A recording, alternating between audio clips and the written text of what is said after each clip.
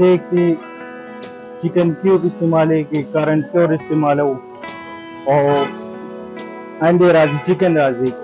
वो देर पारट और गरम सूप दे स्पेशल सूप दे वो देर लेरी ना कसान राजी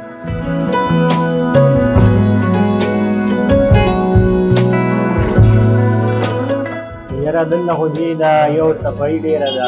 ډېر مزېدار دی بل دا چترالي ډېر زوړ دوکان دی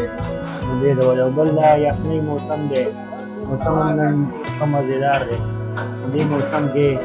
خلک راځي سوپ خوري خامخا په دې موسم کې ډېر مزه کوي